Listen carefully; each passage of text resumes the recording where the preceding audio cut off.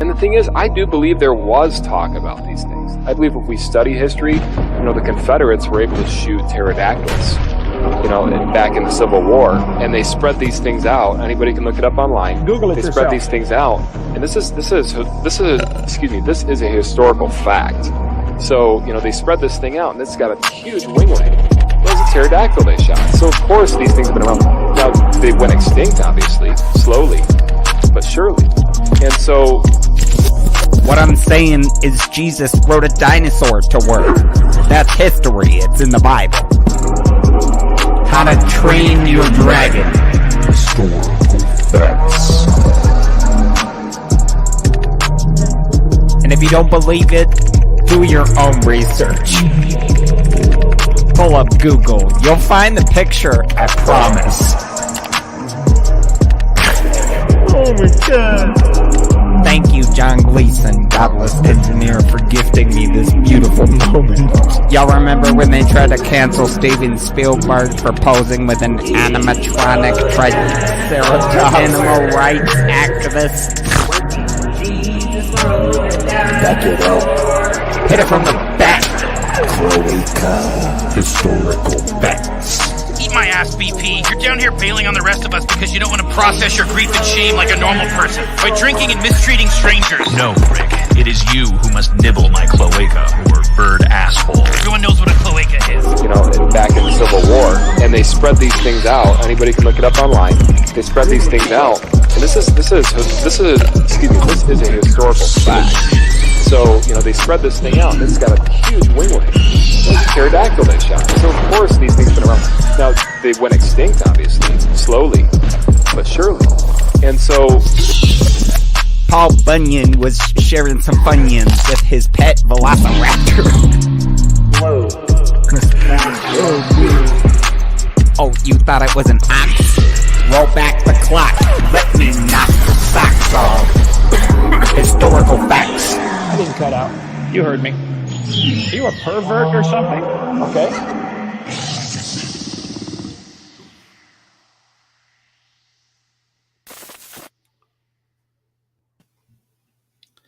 What's up, heathens? How y'all doing? Y'all should be able to hear me.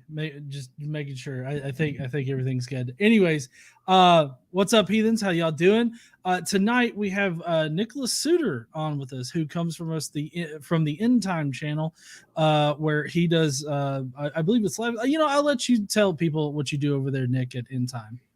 Well, thank you very much for having me on. I thank you, by the way, for that nugget as we started the pterodactyl bit. I got to tell you, I kind of would like to see receipts on that one, but it's an interesting claim. Yeah, Nick Soutter. The show is In Time. It's In Time show on YouTube, news, politics, and culture. We get mistaken for an atheist channel, and I think that's arguable. I think most of us who work there are atheists, and we draw heavily from that crowd because that's what I know. But, that's not really, and we do on occasion, we're going to have on Seth Andrews to discuss his deconversion. We do some deconversion stories. We do conversion stories. Really, it's news, politics, and culture, whatever's going on. We've been covering Ukraine a lot. We have Commander Lance McMillan, who was actually in charge of the 5th Fleet out of CENTCOM for the staging of the Iraq invasion, and he knows what he's talking about. So we have him on. We talked about the war, what's going on there, and breaking news. We're live actually with the leak of Alito's draft decision in the Roe case. So, we bring on lawyers and we sit and we talk about it and try to figure out what's going on. So that's it. We dissect what's going on in the news and in the culture, really, usually in the U.S., but sometimes outside it. And that's what we do. Cool. That sounds really interesting. I definitely need to catch one of your live streams there, because all that sounds right up my alley.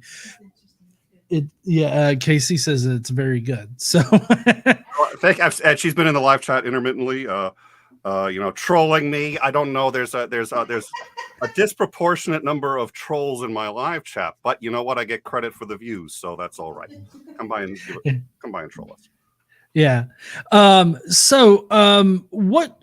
inspired before I get to that, if you're not subscribed to End Time, I've got the link in the description right now. So head on over there, subscribe, and or watch a couple live streams, then subscribe, whatever. But definitely check out End Time. But what kind of spurred on the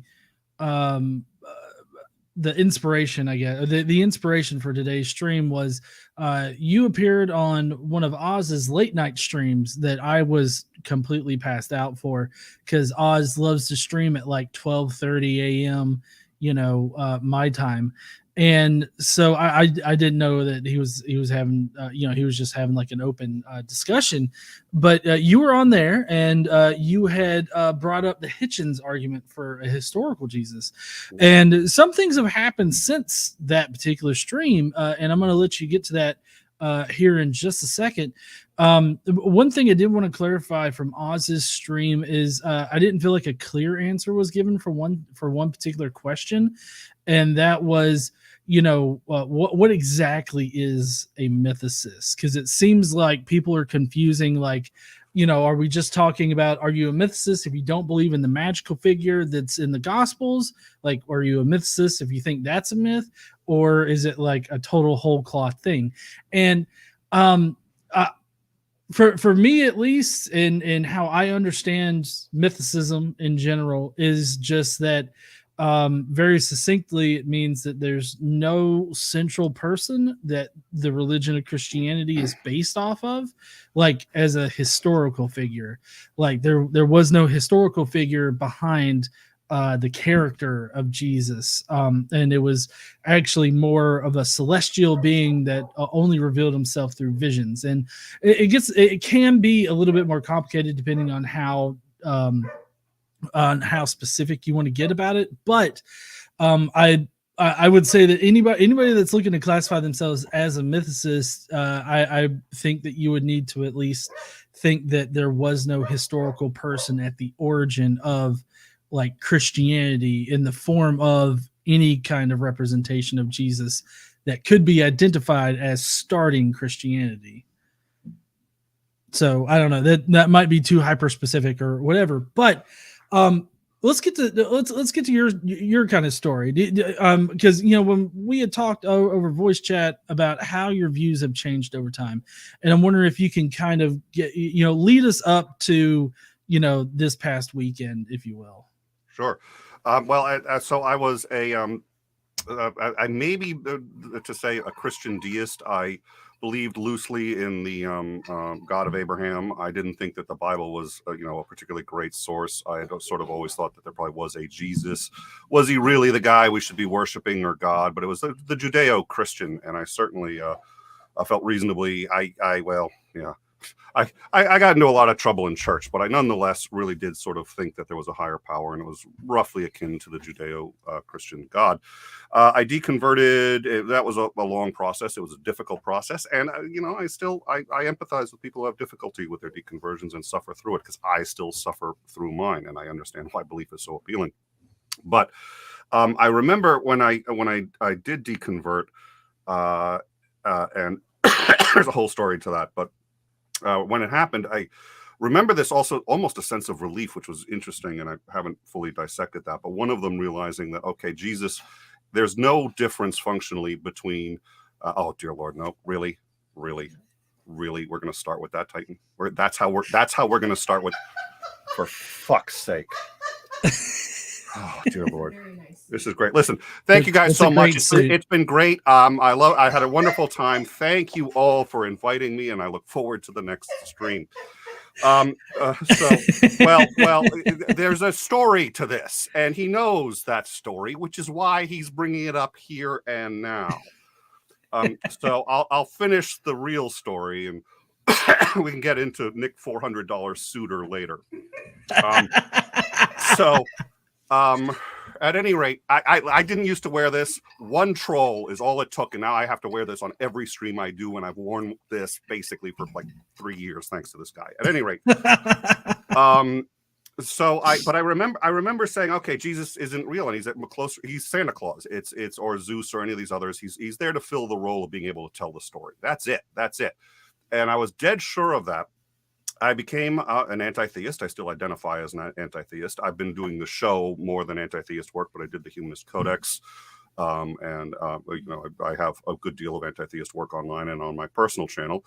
But I had been listening. I love Christopher Hitchens. Every video of him that has ever been put online, I've seen repeatedly, can quote most of them verbatim. But he had always thought that Jesus was a myth until sort of his later years. And there was an argument that he gave in Sydney at the Festival of Dangerous Ideas that later became known as the Hitchens argument. And first of all, just in terms of the son of a lawyer, guy who had a PhD, not a PhD, dear Lord, I just elevated myself there, a BA in philosophy.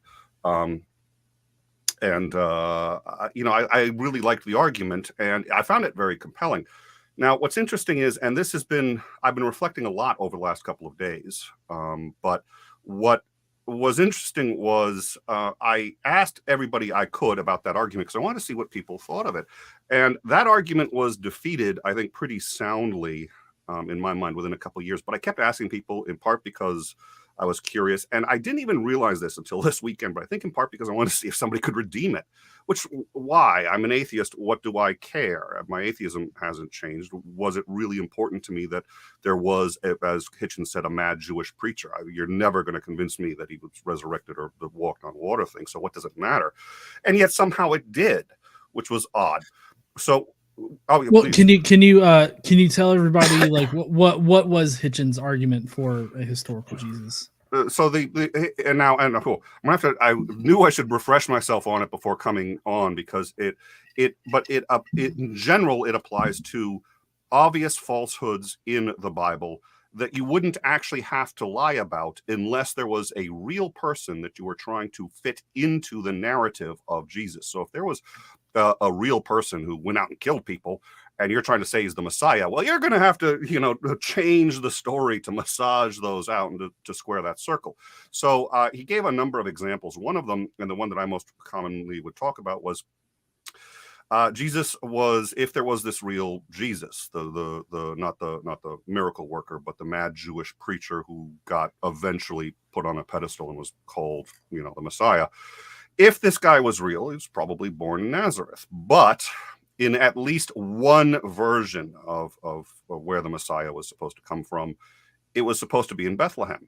So if you're trying to make this mad Jewish preacher the Messiah, you can't let people talk about him being born in Nazareth. You have to find a way to tell the story in such that he was born in Bethlehem. Well, let's get his parents off to somewhere and let them land in Bethlehem. Well, what are we going to do? Well, let's invent this story about the census. So they all hop on board, one happy family, she's pregnant, and then poof, he's born in Bethlehem, just like the prophecy says. Now, because the census had actually already been over by this point, and because Nazareth was actually exempt from the census in the first place, that's hogwash. It's hogwash under any set of circumstances that they would have been traveling for this reason. So why is it in the Bible? It couldn't possibly be true. Why put it in there? You don't just throw random lies in. Usually you're lying for a purpose. And his argument was the only conceivable purpose to do that would be to take a real Jesus who had actually been born in Nazareth and rewrite the story so that plausibly you could argue he was born in Bethlehem, thereby squaring the circle and getting him into that role that you're seeking. So that was his argument for why, in his view, it was at least plausible that there was some evidence that there was, in fact, a real person who was this mad Jewish preacher. Okay. And so what kind of pushback had you received like over that particular example that Hitchens gave? The best pushback I ever got was from Carrier himself. I had been talking to him about this, and he and I had spoken on DMs a few times, and he's been on In Time several times. And I usually ask him about this again because I'm fascinated by it. So he's just sort of like, Nick, yeah, I've heard you say. I was like, yeah, I know, but I just find it so fascinating.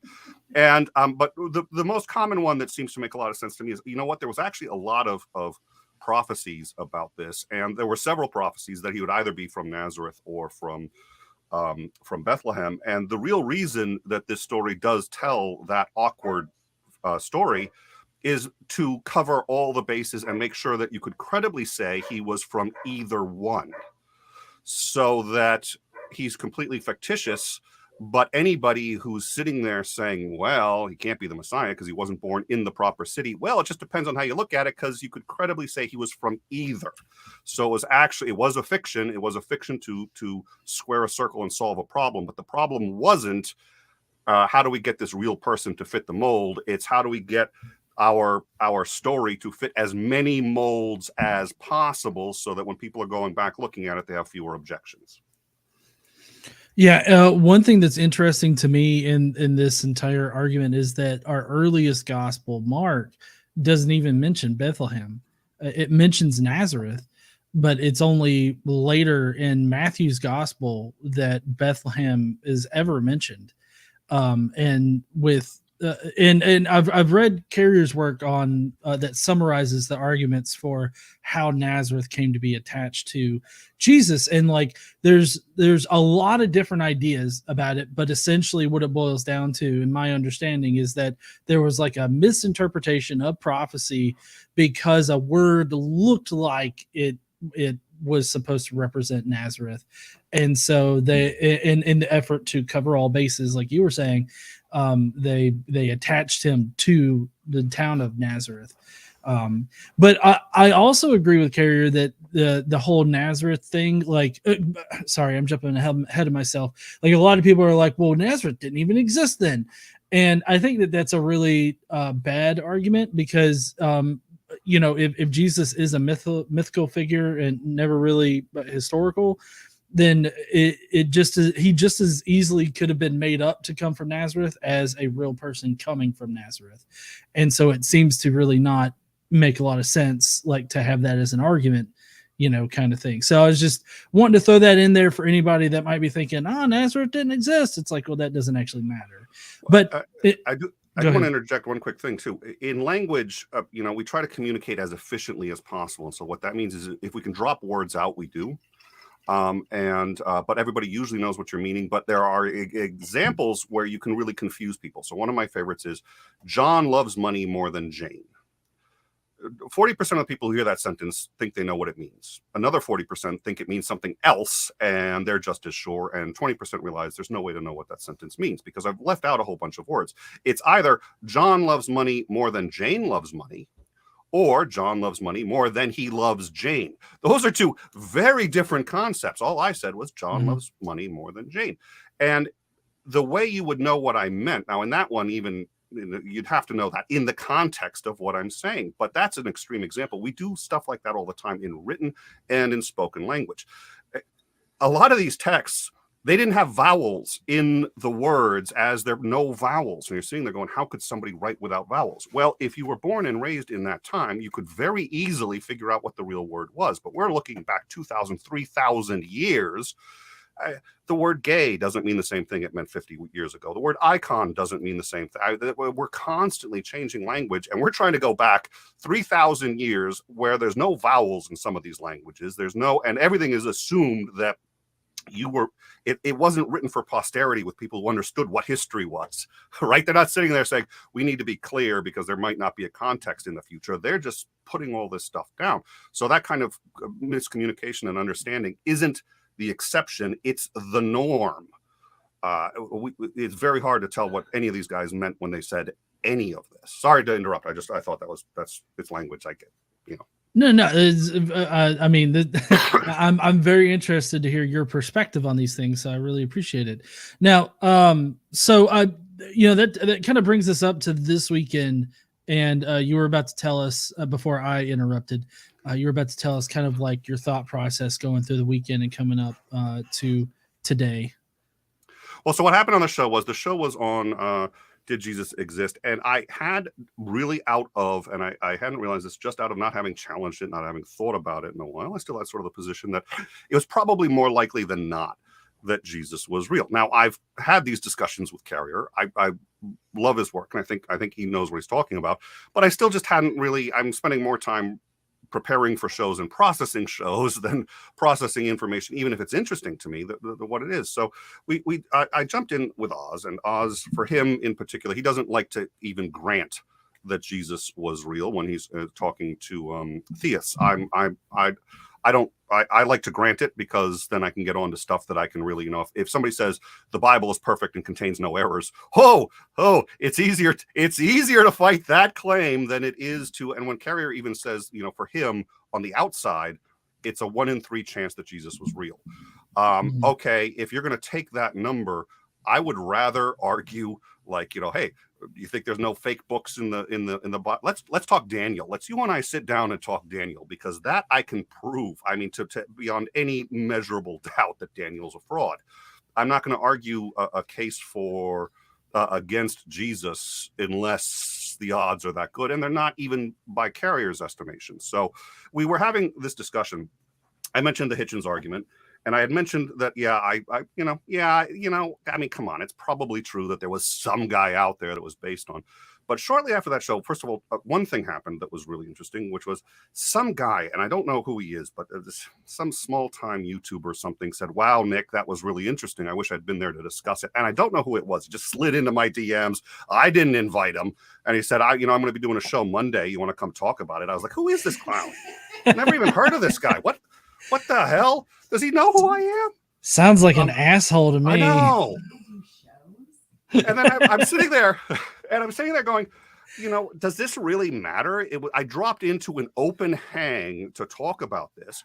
And so I go up and I look at what this guy has done about this stuff in the past. And it turns out this guy is cray-cray on the subject and has forgotten more than I'll ever know about it.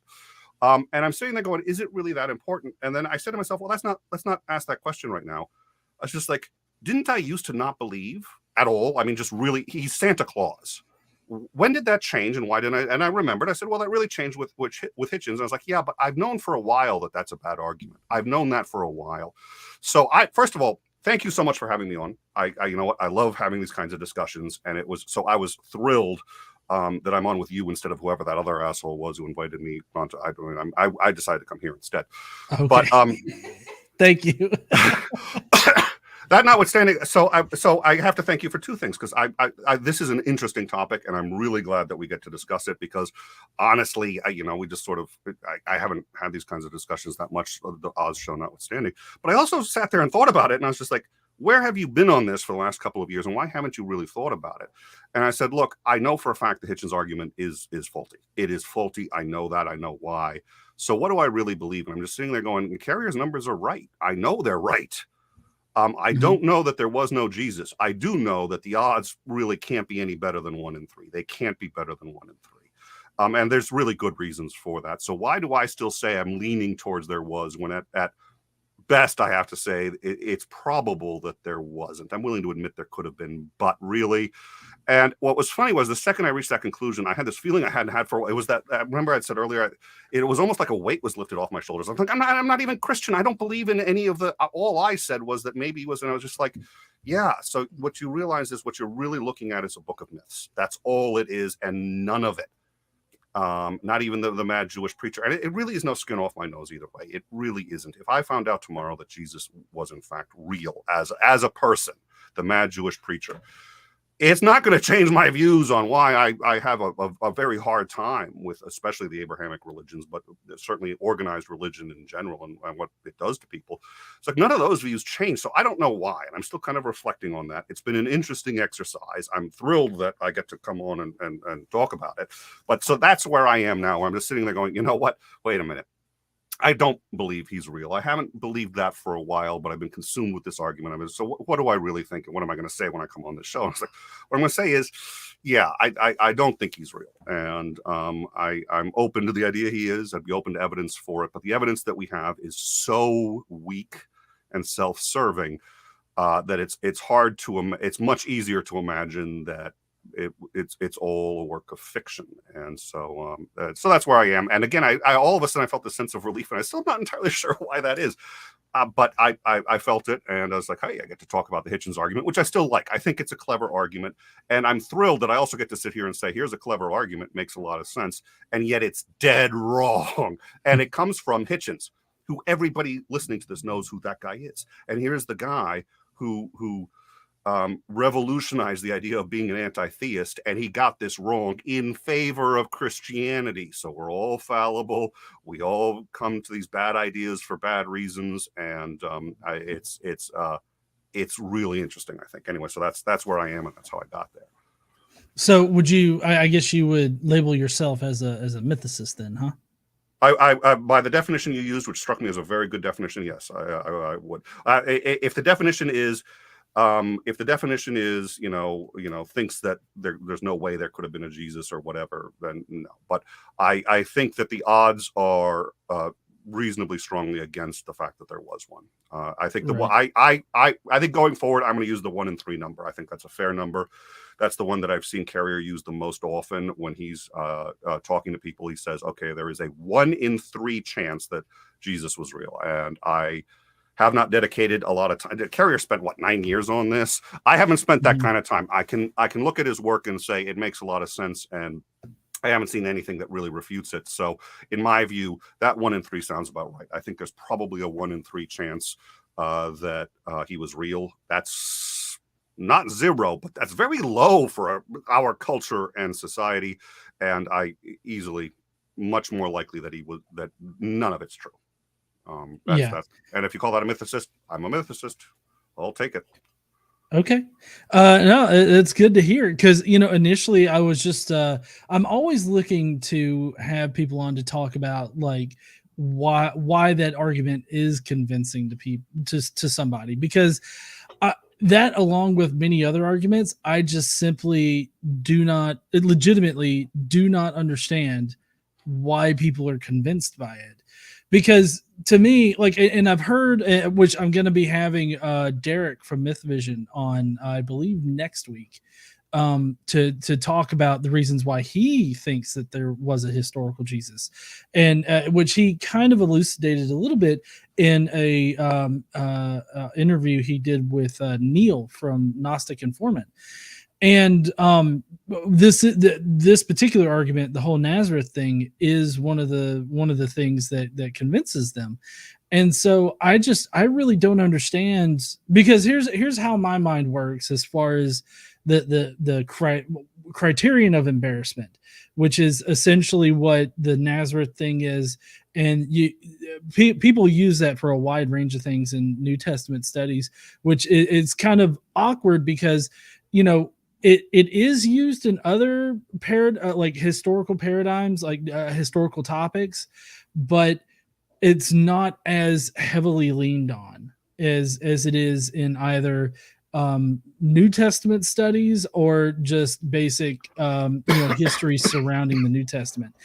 And with the criterion of embarrassment, you're basically looking for any kind of information that would be too embarrassing or unlikely to be included unless it was actually real. Apologists use it for the empty tomb, and then both apologists and historical Jesus proponents use it for like the crucifixion. I don't know if the crucifixion was one of the things that Hitchens listed, but I've heard a number of historicists use the crucifixion as like something that would have been, embarrassing for the early Christians, and so they wouldn't have included it unless it really happened.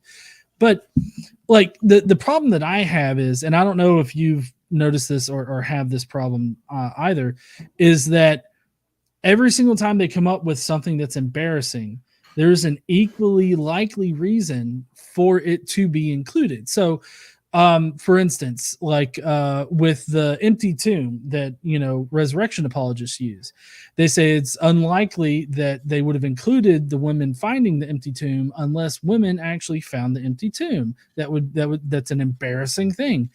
But the counter to, like, when people respond, like actual scholars respond to it, they bring up the fact that, well, it's not that women weren't trusted, or it was somehow a bad or embarrassing thing to trust women on this. And another thing is that it would actually be awkward for men to have found the tomb, men to go there and like anoint the body, because that was actually women's quote unquote women's work at the time, and things of that nature. So there's like all of these counters that explain the evidence better, and the apologist can't overcome without just being like, I don't, that's bullshit, or just without any kind of substantive response. They just don't have. Go ahead. I'd like to point out it's also incoherent. That way of arguing is incoherent, and here's why. The second you say, well, gee, it's so embarrassing they couldn't have included it unless it was real, or unless they realized that it's so embarrassing, people would realize that they wouldn't have included it unless it was real, so that's why they included it. The second you employ it, just by employing that as an argument and saying it's so embarrassing it must be fake, I'm a writer. My job when I'm writing something in fiction, my job is to lie convincingly. And part of that is including things that add verisimilitude, which includes the embarrassing stuff. And it doesn't take a whole bunch of skill to do that. So the second you make that argument, you've already defeated the argument, because what you're saying is you find that embarrassment convincing. Well, if I'd been writing the Bible and I was trying to convince you, I'd do that deliberately.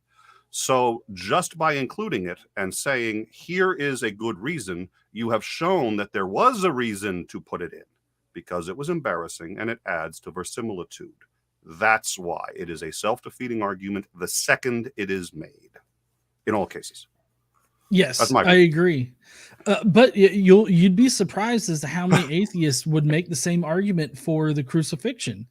And so here's my view of the crucifixion, and so I'm sure somebody in the comments will have a problem or whatever, but there's no record of a person named Jesus being crucified, who had followers and everything like that in the early 30s, right? We don't have any Roman records of it, and not even Paul really describes a crucifixion. He describes, Jesus being on a cross and everything like that, but he doesn't describe like a big spectacle of a crucifixion or whatever.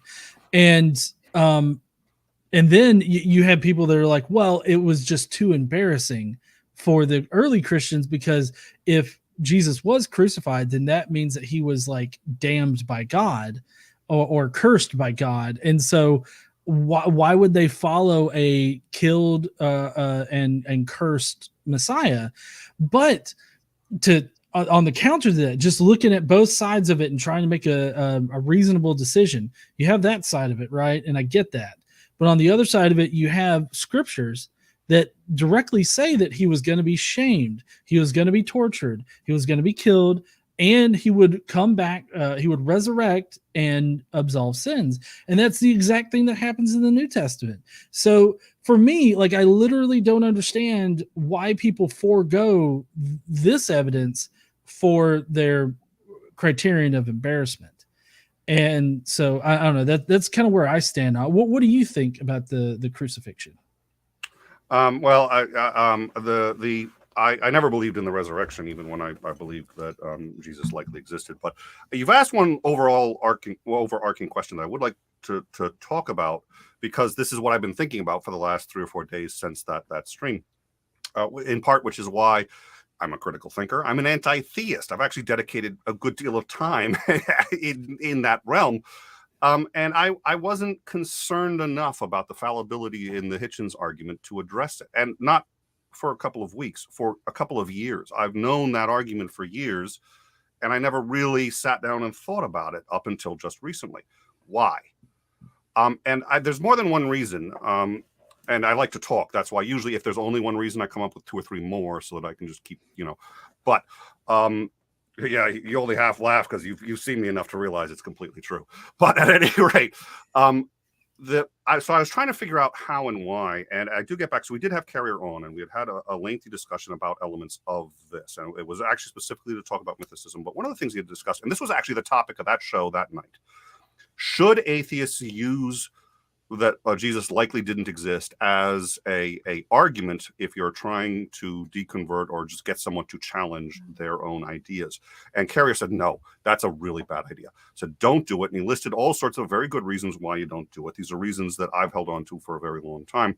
And again, the counter argument, there's the other side of that is if we actually found proof that there was the mad Jewish preacher, the person, not but just a person around which that story centers, and all the fabrications center, would that change anything that I feel about how people follow the purported teachings of this person 2,000 years later? And the answer to that is no, not in the slightest. It has absolutely no bearing on any of my objections whatsoever.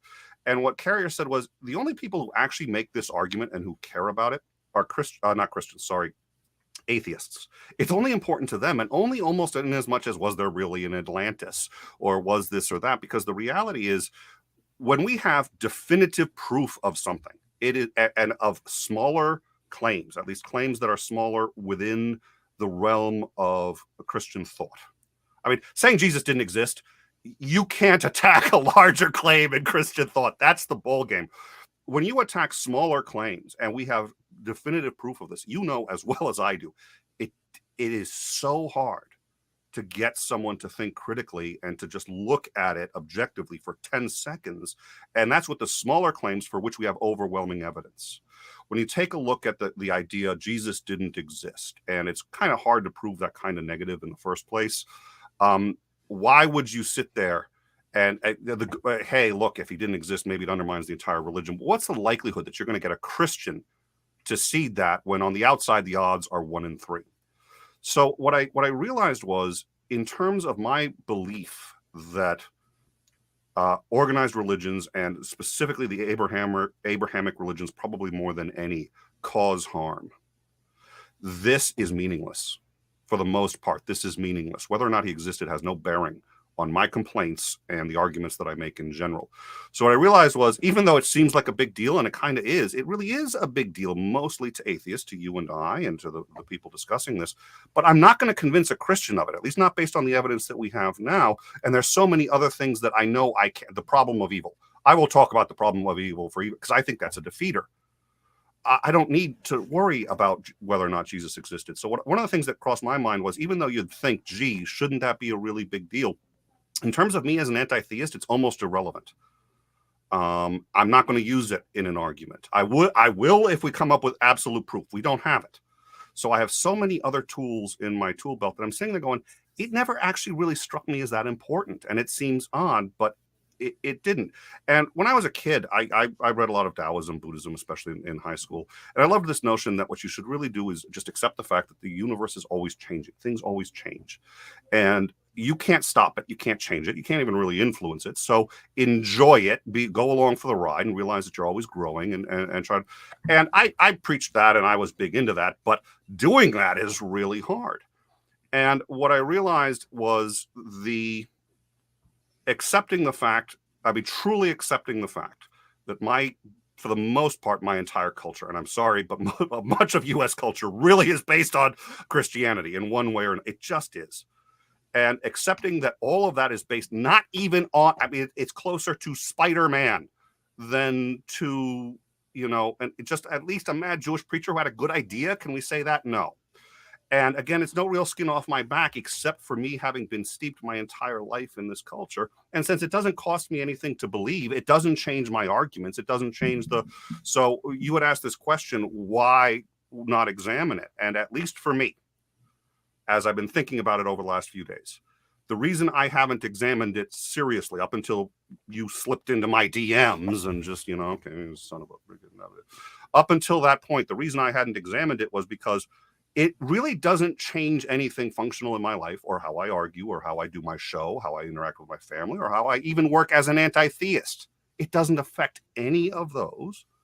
I'm not a believer, so it doesn't affect my beliefs. So it was easier to say, I kind of like the Hitchens argument. And I like how clever it is, and I like what Hitchens said. So just stick with that and not think about it, because it's not. So for me, I was in this level of complacency without even realizing it, but born largely in part because while we think it's a big question, we don't the numbers still aren't wide enough. It's not for, like, say, Moses.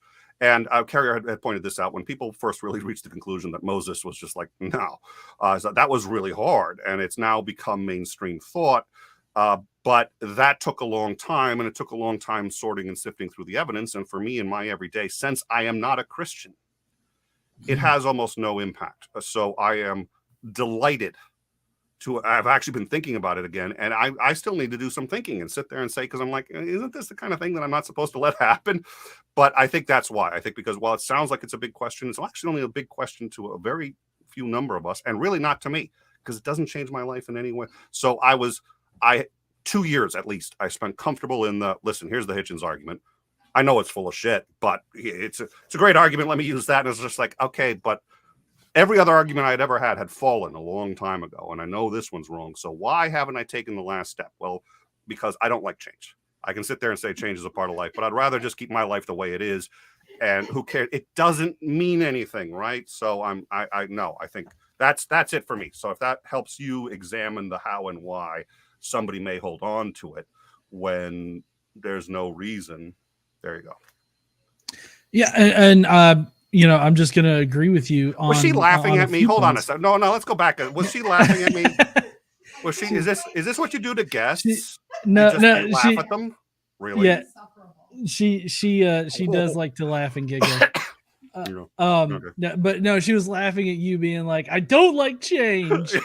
And we know a couple people like that in our lives. So nobody likes change.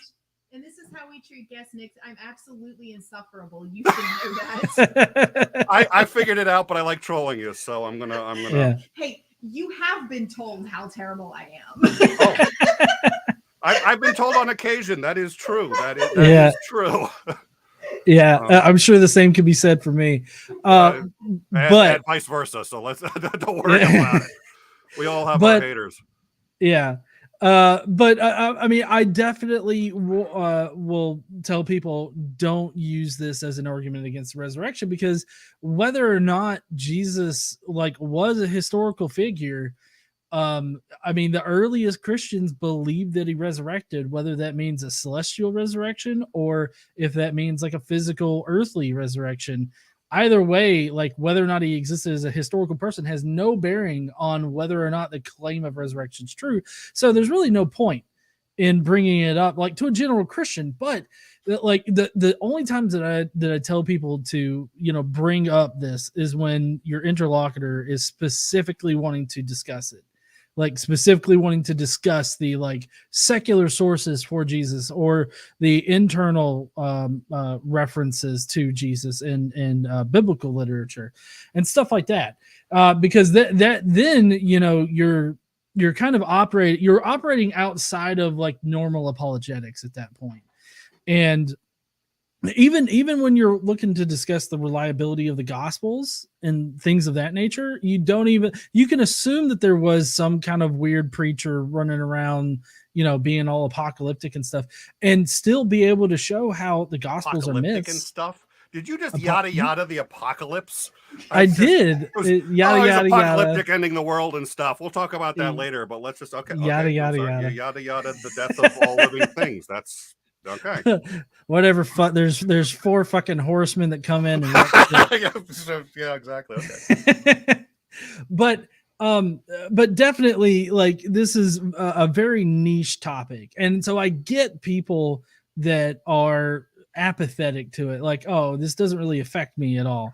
It's true, but another thing that doesn't affect you is whether or not I think C# is a better programming language than some other Kotlin or some other new language or something like that. Those are the kind of nuances that nobody cares about except for people that are specifically in the discussion. And so, Java, fight me. Java. I like JavaScript. Java, though, I haven't used that in a while, and so it's and I know it's slow, just-in-time compilation. But if you front load it into the memory, but we'll discuss why you're wrong later. Okay. But as far as the discussion goes, definitely only have this discussion with people that are looking to have this discussion, and don't use it as an argument against the resurrection. But and you've applied more charity, I think, even than you need to, and maybe in part because I'm the idiot who just sat there and said I wasn't being self-reflective about this. I think you're mostly correct with one exception. If you are a self-described anti-theist, at the level of atheist even, no, but if you are a self-described anti-theist, even if you would never employ the argument, it seems to me you have to have a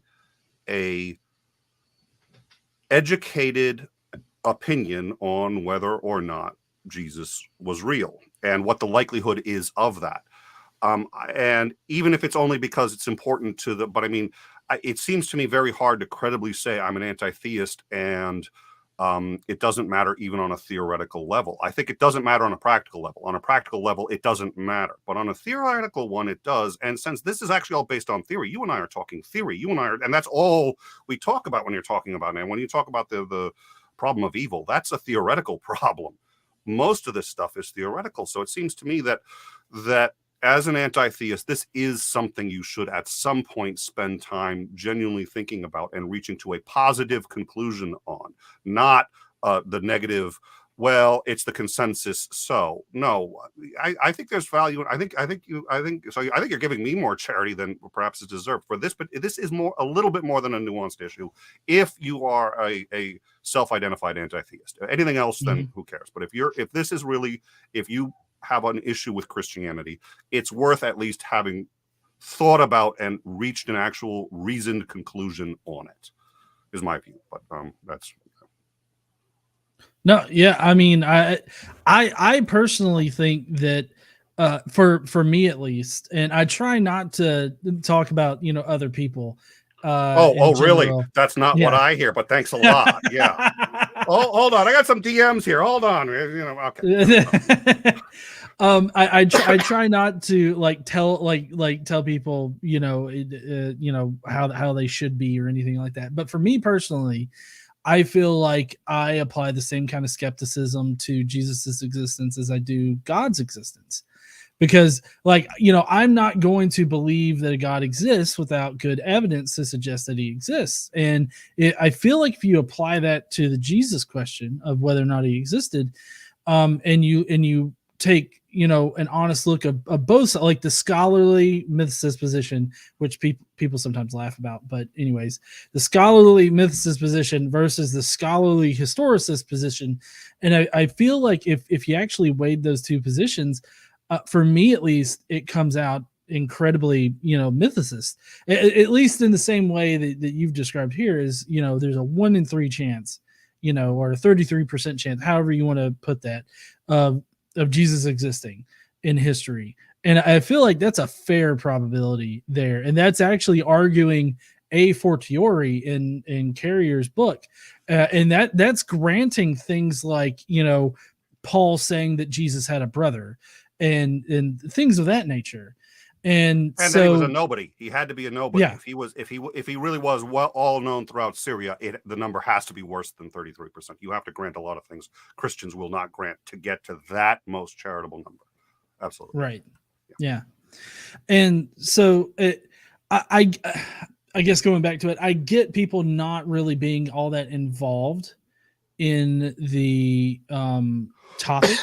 Not really caring, it not affecting their lives or anything like that, or just in general being willing to grant that a Jewish guy existed, that, yada, yada, yada, apocalypse. And I did that just for you. But I mean, I get people that want to do that. But for me, it's kind of like, well, and like you said, I feel like I need to have a well-informed position on this. And it comes to the point where I simply can't believe in something for lazy reasons is how I generally describe it. I'm going to push back just a bit. I'm going to throw another monkey in the wrench here. Carl Sagan stood in front of the New York Public Library and said, okay, there's 10 million books behind me. How many lifetimes would it take if you did nothing but eat, sleep, and read to finish these books? So it's not about reading all the books. It's about knowing which ones to read. But you need some kind of heuristic to do that. And we all say, don't judge a book by its cover. You have to. You have to judge books by very shorthand notes that aren't necessarily particularly accurate, but you can't read all of them. And you can't examine. You cannot spend the same amount of time that you would spend on many of these issues. You can't spend that on every issue in your life. There's a lot of things in your life that are completely unexamined views, but the reason is because you don't have the time to examine all of them, and certainly not all to the same depth. At some point, you have to use some kind of heuristic to say, close enough. And for me, that heuristic was, it isn't going to influence any of my arguments. It's not going to change anything. And that's not a bad heuristic, but it does belie the fact that, okay, am I an anti-theist because I have beliefs and concerns regarding the damage that this does, in which case I think I do need to mine down to that level more than I have. Or am I doing it just because I like arguing with people, in which case who gives a fuck? And there are plenty of anti-theists out there like that. I have zero doubt you've encountered them. Twitter! Sorry. Sorry. So there's a lot of people who I think are atheist, but then become anti-theist really just to cause trouble. And if you're that, then who cares whether they're the ones who are actually going to say, well, then I know Jesus wasn't true because, they're just trying to cause trouble. But I think it makes sense to me. And again, as the guy guilty of this, of course, it makes sense to me. It makes sense to me that you're going to sit there and say, if it's not practical in any meaningful sense, why am I going to spend that same amount of time on whether or not Jesus was real as I did on whether or not God was real? Because whether or not God is real, that's going to influence everything. Whether or not Jesus is real, especially once you've reached the God decision, does that one matter so much? Well, I mean, I can completely understand that. And like I said, this is a very niche kind of topic area to venture into. And so that's why I don't expect most people to be all that interested in it. But it's a lot like being interested in any other niche. It's like, oh well, it would be a lot like me being like, why don't you like watching woodworking or restoration videos? You got to sandblast it first and then dip it into the electro analysis bath, and then you can pull off all the rust. I mean. Well, she laughs at you equally, so I'm heartened to see that. Or the Star Trek versus Star Wars, the Star Trek versus Star Wars thing, yeah. But apparently Trek is way better according to Casey. Anyway, she's wrong. But I just got the look. Listen. If you want to know about her being wrong, no, wait a minute. Is she listening to this? Yeah. She's right about everything. I've never disagreed with her in my life. I think she's brilliant. Right? Yeah. Smart guy. Yeah. That's why I'm still alive. Yeah. So I would like to take some questions. If anybody in the chat, because we got 105 people watching, which is pretty decent for our conversation tonight.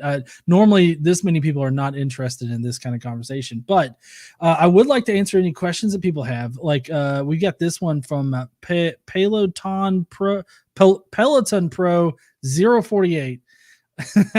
That says, John, great live stream, very informative in terms of counter apologetics. I grant historicity because it's a conversation stopper to say otherwise. I don't think it's an important question though. So there's two things in there, but it looks like you got something to say first there, Nick. I do. So real quick, I'm going to stay for the questions. I really want to do the questions. Just FYI to the audience listening, I meant it. I'm very glad to be on the show here. If you want him to invite me back, hit a super chat. He's much more likely to just bribe him, outright bribe him.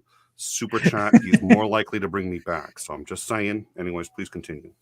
Yeah. So if you guaranteed want your super chat to be read or your question to be read, super chat it. But and just to let everybody know, we do donate a portion of all revenue from the channel to charity each month. This month we're donating to Bridget.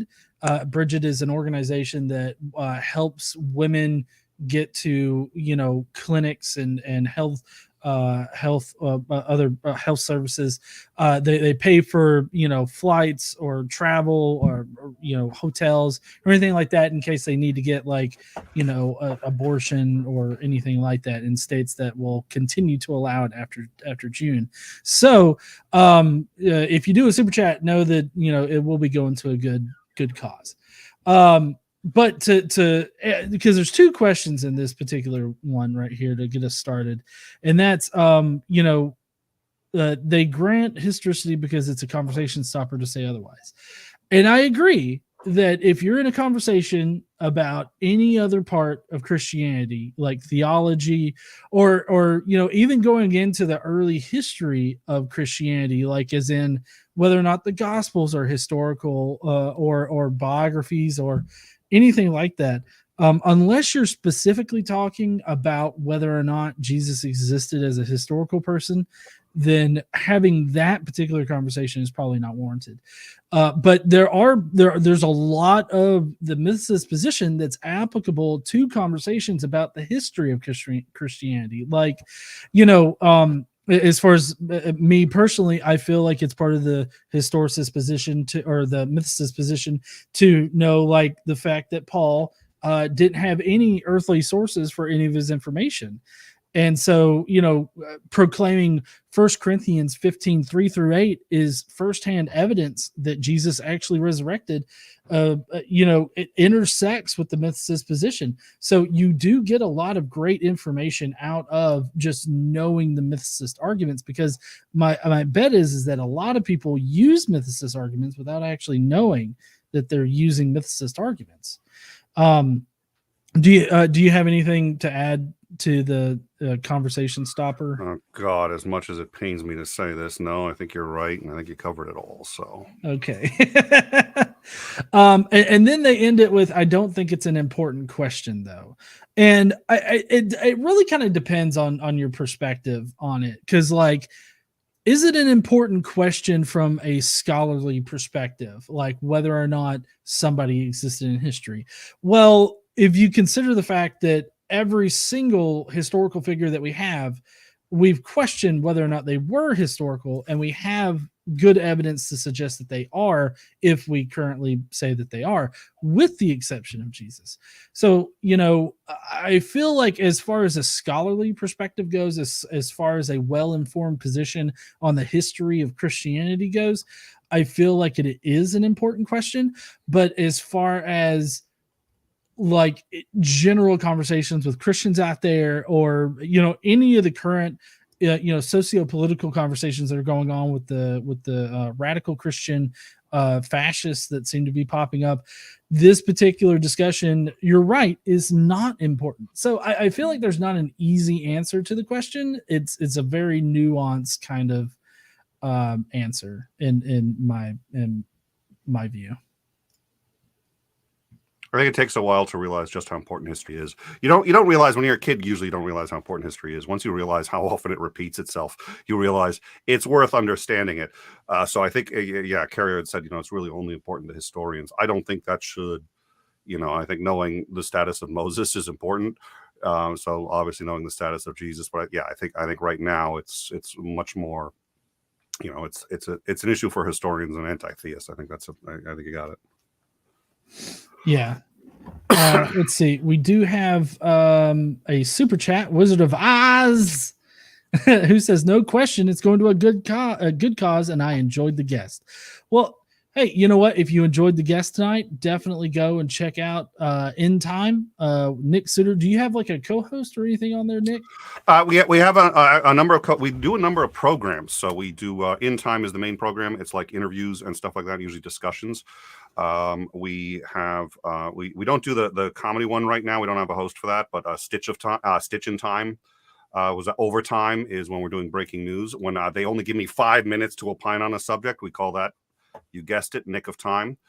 So we have a number of programs and a number of hosts, co-hosts that help me out with the different ones, and a few guest hosts that we cycle through. So there's a lot of people and a lot of differing opinions. We try to. One of the other things we try to do is to get into ways in which mainstream media is not accurately representing what's going on. And I do tend to think that the right does this significantly more than the left. My conservative co-host is like, no, they do it the same. I was like, oh, schmuck. But at any rate, nonetheless, I've seen a lot of it on the left too. We go after the left, we go after the right. We are a left-leaning channel, but we absolutely go after the left, and it costs us subs and views sometimes. But our goal is to.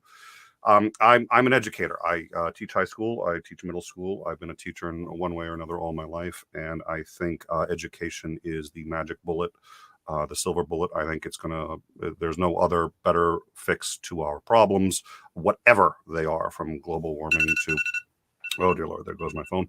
And so I'm very proud to be able to educate, and I think everybody can see the sort of the bulk of what's going on in the world in mainstream media. But I think it's worth understanding what you're not getting, and it's usually a lot more than people think it is. So that's what we do, and we got a lot of people. And by the way, so we do have a Discord, and at some point I'll try to get you a link to that. But we have a lot of channels on the Discord. People come in, and the show is as much as anything, it's actually.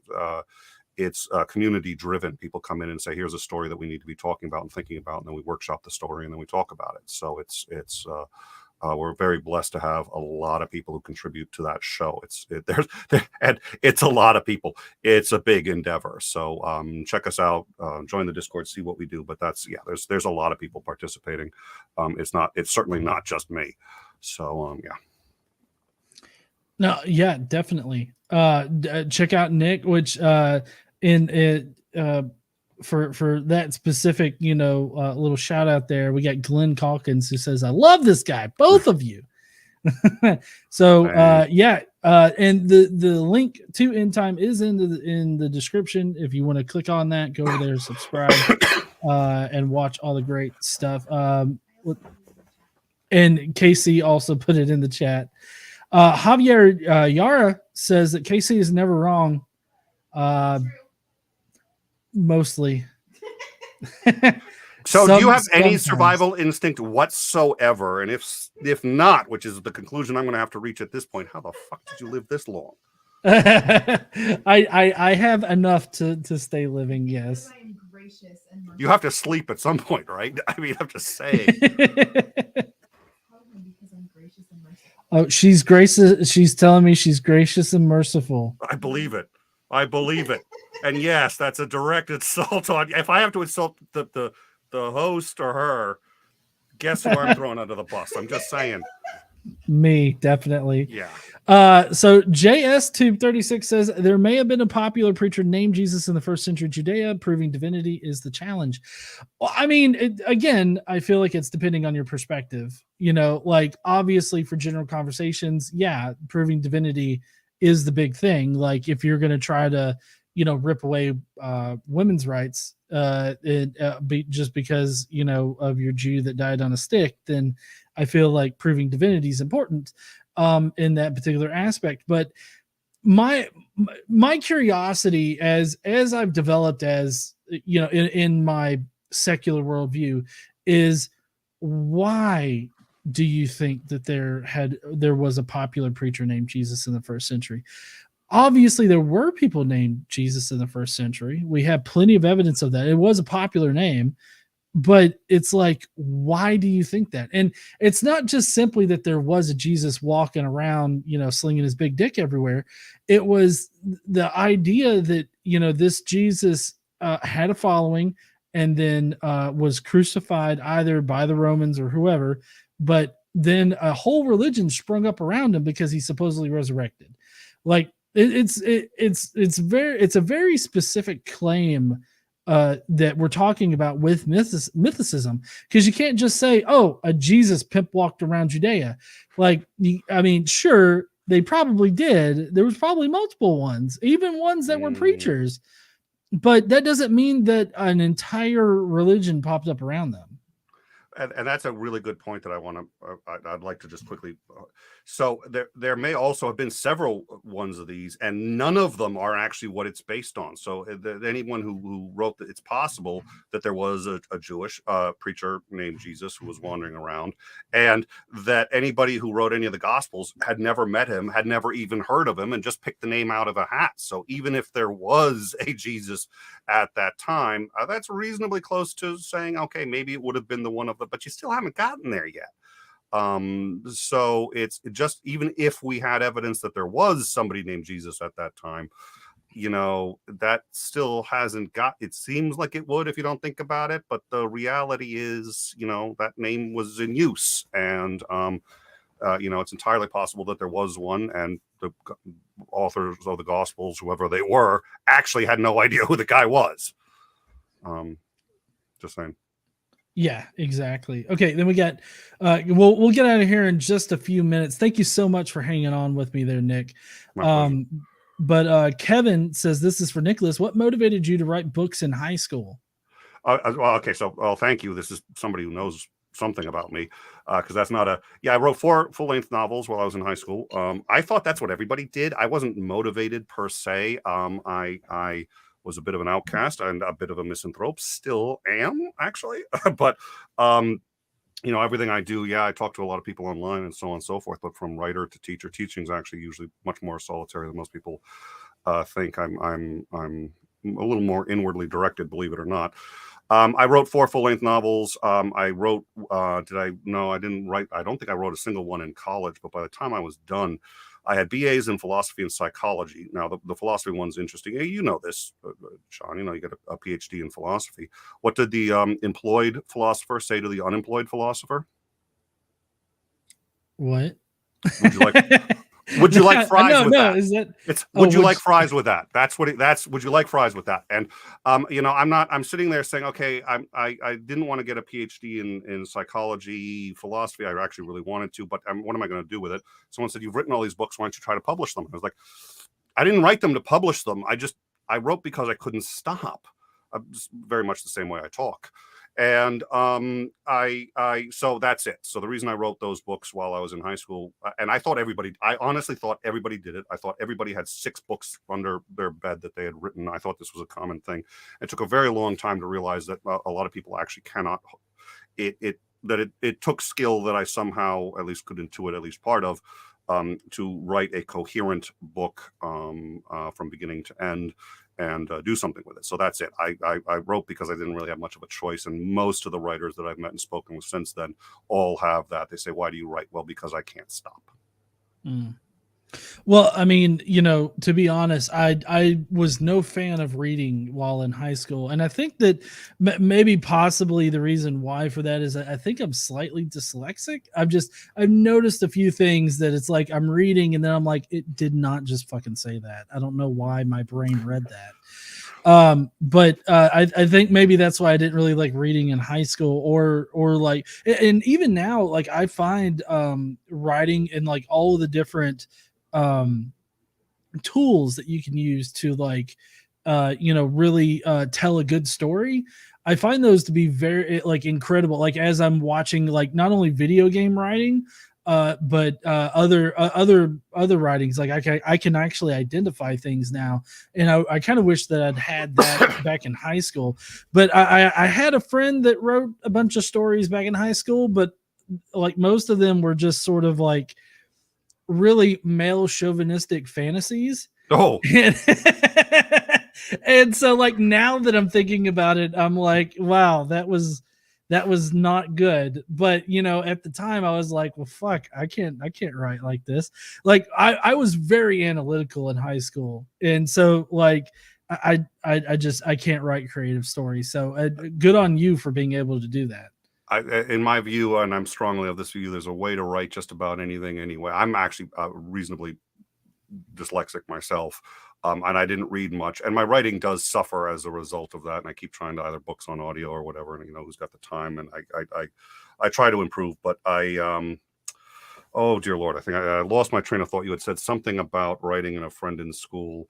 Male chauvinistic fantasies. Well, there's that too. Well, actually, to tell you the truth on that, I'm a bit of a fan of somebody writing stuff like that, because if that's really what you're thinking, and if that's what you're processing in general, I'm like, okay, fine, put that on paper, realize that that's fiction and that's paper, and put it away, and bifurcate that from your real life. Use it as a catharsis for why whatever's screwy in that brain of yours isn't, but better to write it than to try to live it out. The danger is it can go on the other way, which is you write it, and then you say, oh, I want to start living this. So it's I don't necessarily have a great argument there, but I do remember what I was going to say. I think that's why the Hitchens argument appealed to me so much, because as a writer I said, yeah, he's got a point. He's got a point, because, and by the way, this happens with nonfiction too, and people don't realize this, but even when you're writing nonfiction, you are almost creating another world. Even if it's a journal, even if it's a story as a journalist, it's a story for it still has to be coherent. It still is from a perspective.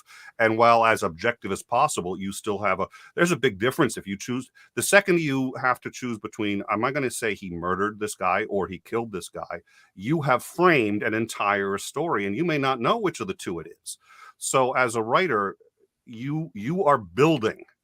Whether it's fiction or nonfiction, you are building a world. We construct our world every day anyway, in the way we see it and the way we think about it. So if you're going to write, but the difference is when you're just in your everyday, you don't have time to sit and think about it. When you're writing, good news, you have time to sit and think about it. Bad news, once it's published, you can't change it.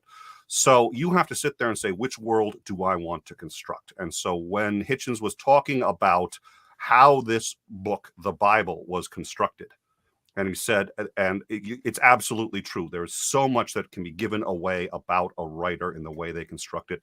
Every piece of fiction, nonfiction, every piece of writing is as personal as a fingerprint. And if you're familiar enough with the work, you can spot it like that.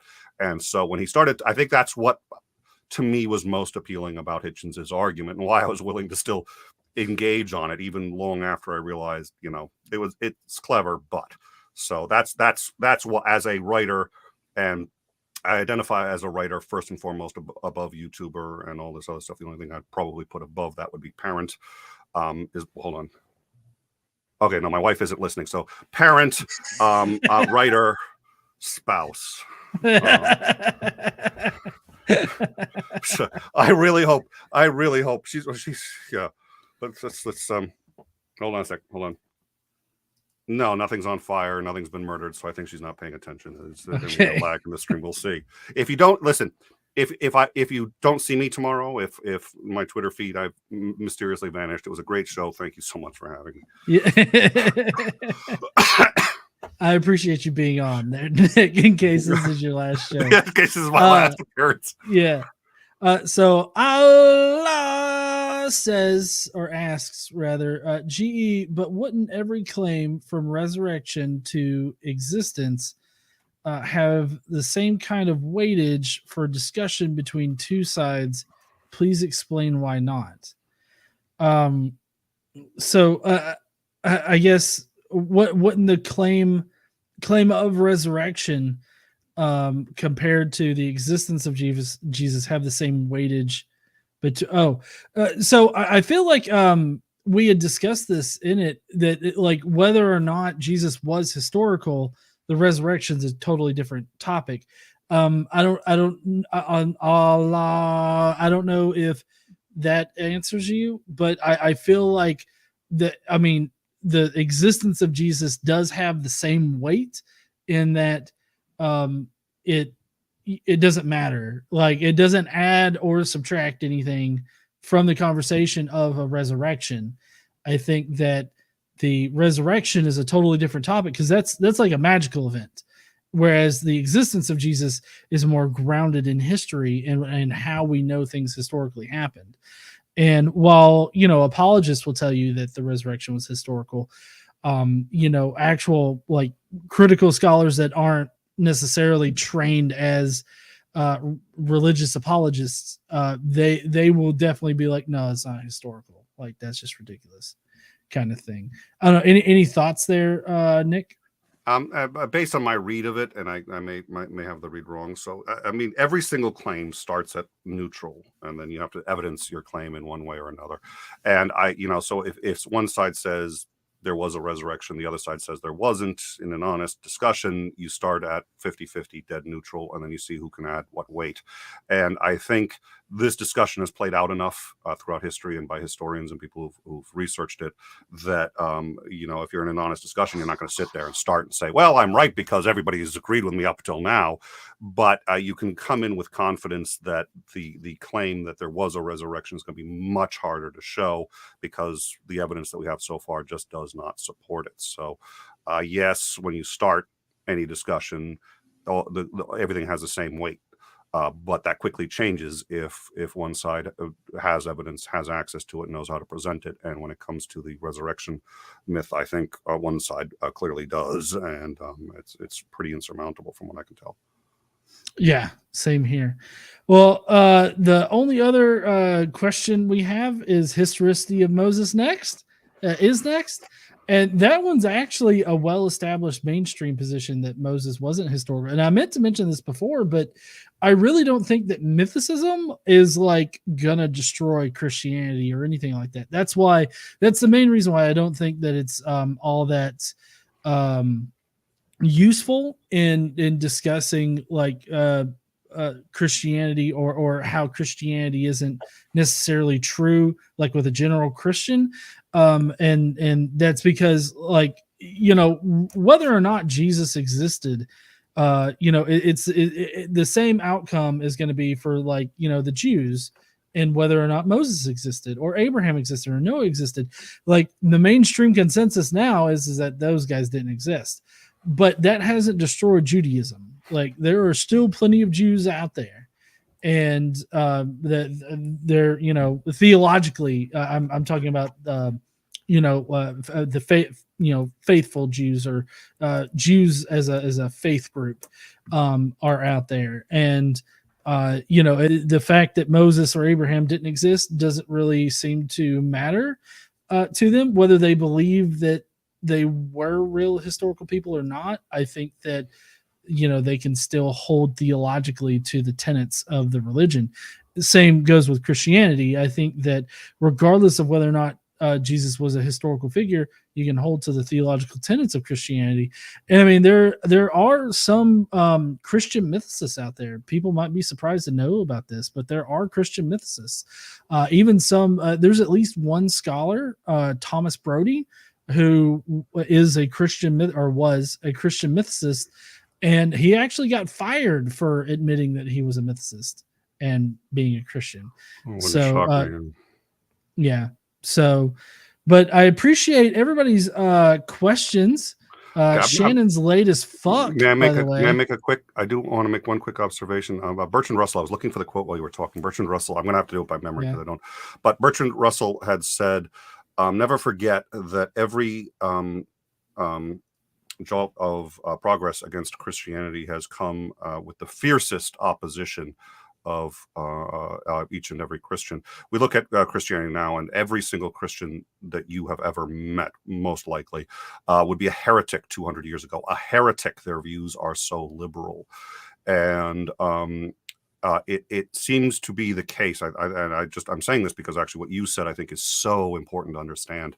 It really seems to be the case that it doesn't matter what you undermine, even ultimately if it's the existence of Jesus. All it does is it pushes them back and back. They're not going to give it up. They're just going to say, okay, we need to. And that's often cited as the difference between religion and science. Science re-examines their conclusions once the evidence changes, and religion, once the evidence changes, they say, okay, well, my conclusions have to be the same. So how do I re-examine, either the constructs I bring to it or the evidence itself? So, I think you're right, but I think that's an extraordinarily important point that bears repeating. If we were able to completely conclude tomorrow that Jesus was not real, it would shock a lot of people, and it will cause pain, which I think is, by the way, worth noting. There would be people who would suffer this, and so we have to have empathy towards that position. But it certainly would not. It would diminish it, but religion's been constantly diminishing. But there has never been a defeater that's going to end it, and I don't think there ever will be. So. But that was a great point. Nothing I was going to think of was as strong as the point you just made. And I think that bared expanding upon. Anyways, thank you. Right. Well, the way that I see it is that you've got people out there now that think that JFK Jr., Michael Jackson, and Princess Diana are alive and well, and like JFK he knows. Jr. At least he knows.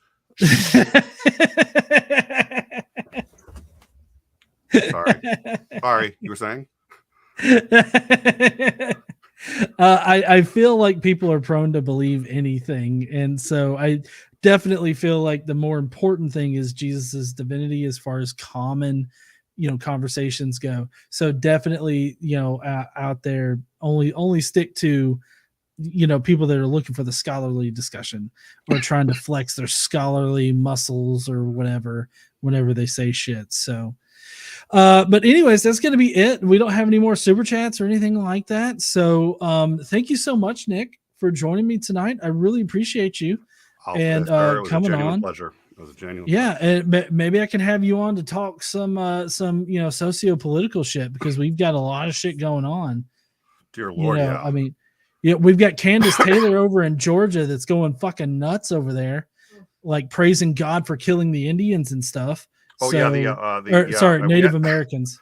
Well, the Native Americans, and we actually kind of had the obligation, because there's a right of Christians to worship, and they were not allowed worship here on this land, and they were ignorant of that right, apparently. So, that's a special kind of cray-cray. The other thing I'll also say is I have an opinion, and it's so, and I think I'd actually heard you were discussing something of it at one point, and I think it bears discussion. The Alito draft is, I think, profoundly misunderstood. And anybody who is worried about it in regards to abortion rights is missing the forest for the trees.